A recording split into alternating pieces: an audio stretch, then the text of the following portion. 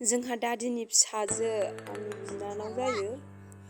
माबायदि जायो नालाय बैग्रिखौ रावनोबो होखाया, गावनिसो होनना बाहाग आवग्रिना लाजोबखायो। नायदो लोगोफोर आंनि बिनानाव बैग्रि फिथाइ जानायखौ माबायदि जायो। जा गोथाव जाखायो बैग्रि फिथाइखौ।